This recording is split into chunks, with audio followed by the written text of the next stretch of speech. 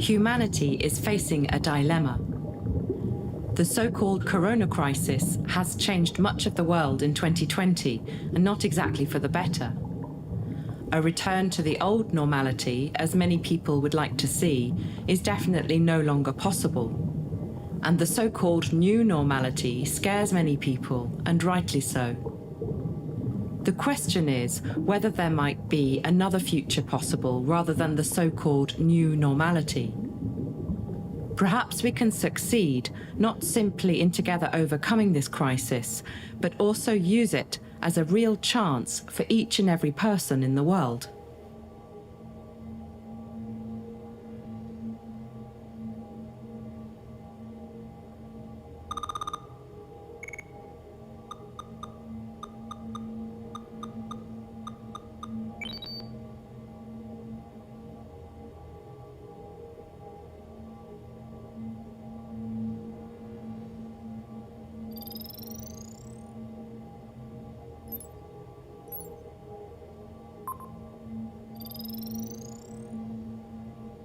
The corona crisis spectre still has a firm grip on large parts of the world.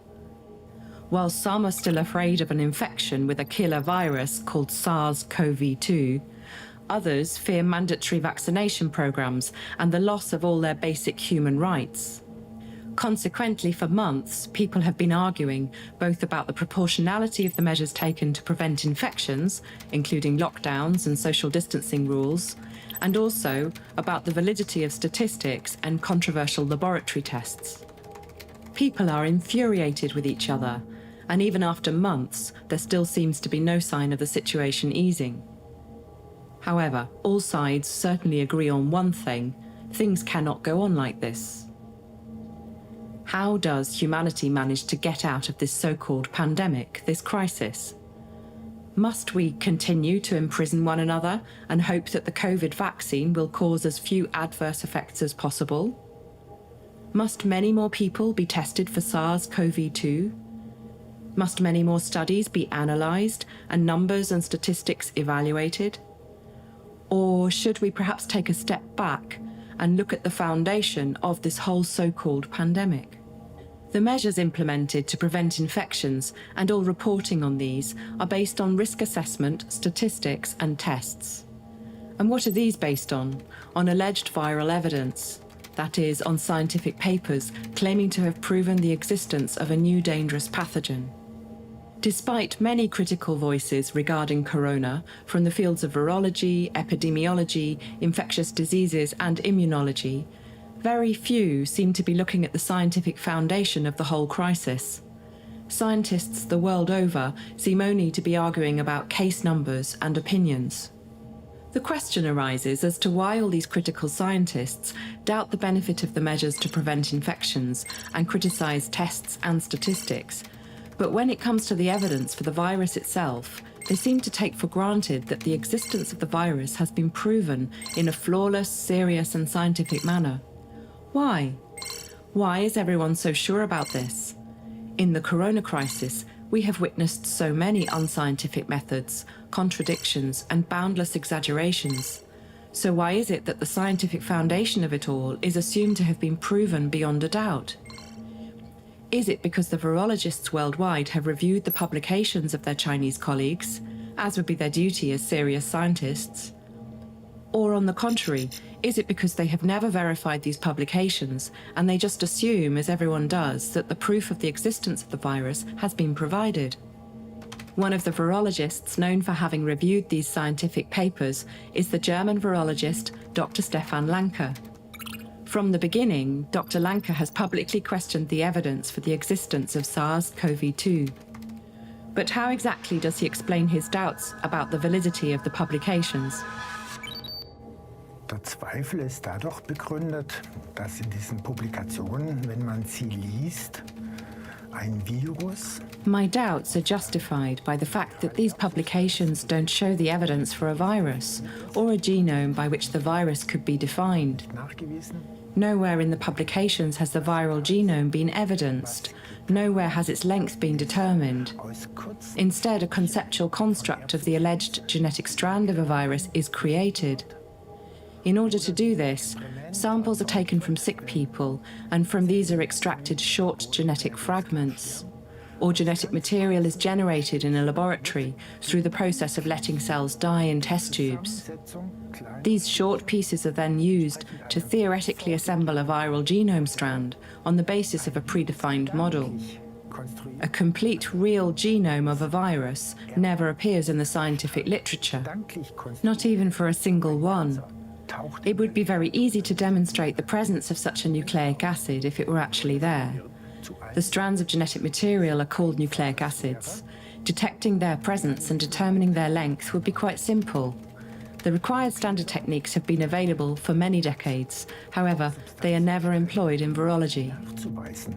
In dieser Länge liegt sie vor. Das sind Standardtechniken seit vielen Jahrzehnten. Likewise, the claim that the entire genetic material, also called the genome of a virus, exists is simply not substantiated. Anyone who is proficient in English and adds around 5 to 10 technical words to their vocabulary can check this for themselves by studying the relevant publications. In the case of COVID, the new SARS virus, there are just 3 key publications that need to be studied. By doing so, everybody will be able to see the false assumption that underlies the whole concept of the coronavirus. Furthermore, one will immediately see that the detection method established for SARS-CoV-2 merely detects molecules that are produced in every metabolism. Nur Dinge nachweist, die in jedem Stoffwechsel produziert werden.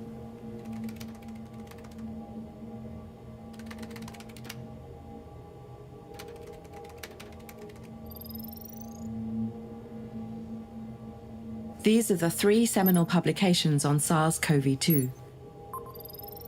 In 2 of these, the existence of the new coronavirus was allegedly proven, and in the other, a specific laboratory test for its detection in the human body was claimed to have been developed. Virology has long established distinct, logical, and verifiable criteria for detecting a pathogen. And of course, science in general also provides clear, logical rules as to when a paper may be classified as scientific. Let's briefly go through these required criteria step by step and review how many of them were fulfilled in the 3 papers on SARS-CoV-2.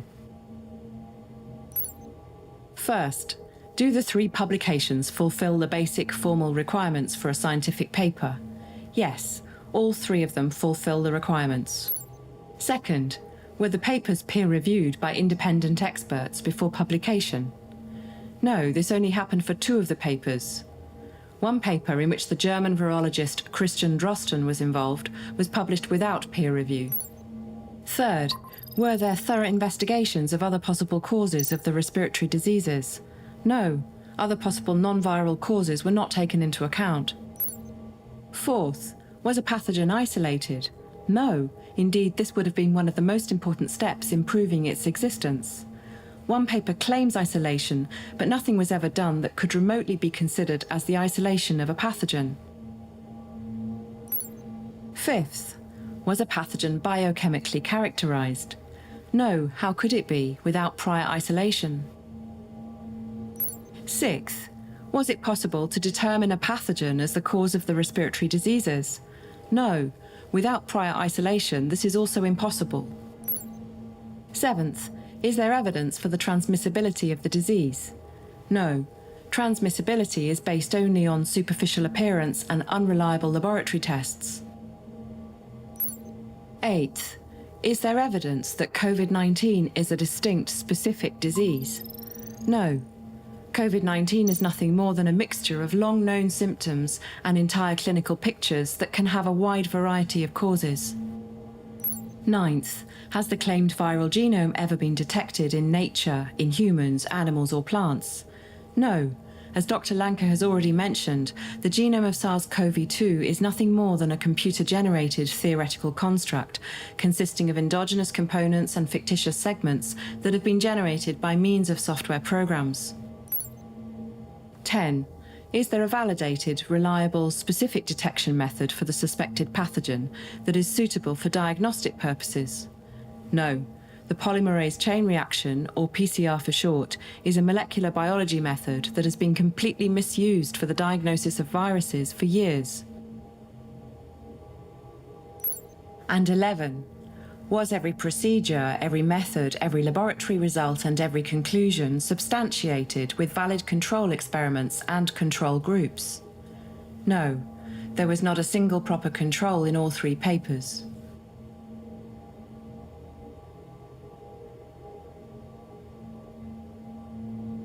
This is the foundation of the so-called 2020 corona pandemic, scientific papers that fail just about every criterion required. No isolation means no evidence of a virus. No control experiments means it's not scientific.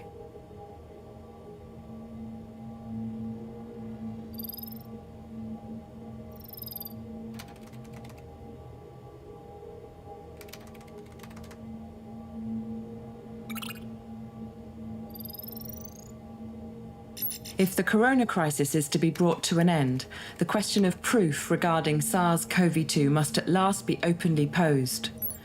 Only by doing this can the so-called pandemic be brought to an end once and for all.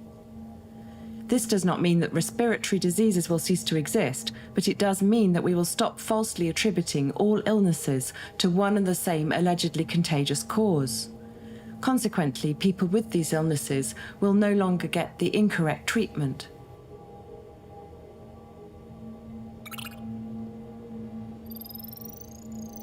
By presenting Dr. Lanka's findings, we don't want to just throw another expert's hat into the ring.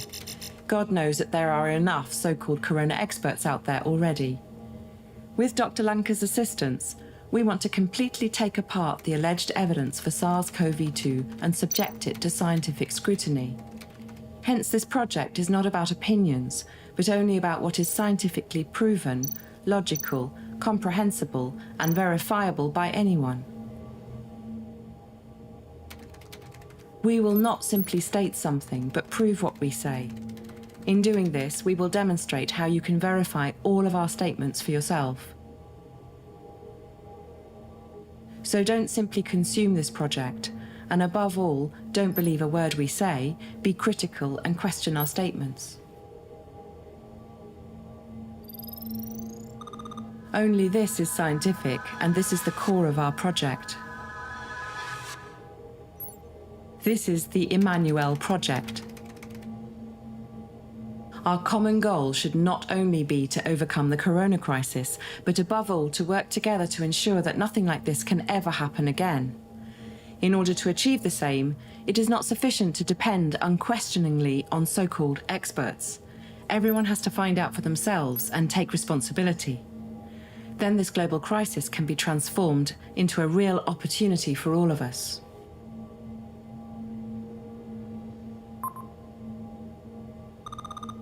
Additional information. All the videos and articles that we publish can be downloaded from all the internet platforms, forwarded and uploaded again on your own channels, on the condition that nothing within them is changed. We will gradually translate the videos and articles into other languages. You can find us on various platforms such as BitChute and Telegram, and of course on our website, www.project-immanuel.de.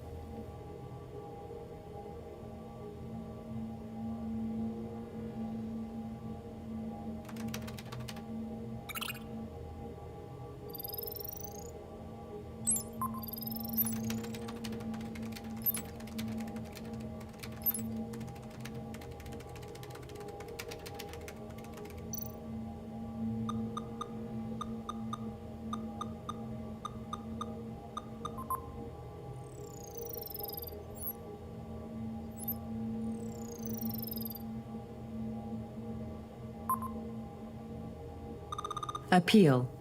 If you are a virologist or bioinformatician and would like to help conduct the necessary control experiments that can end the corona crisis once and for all, please contact Dr. Stefan Lanka at the following email address: fragen@wplus-verlag.de.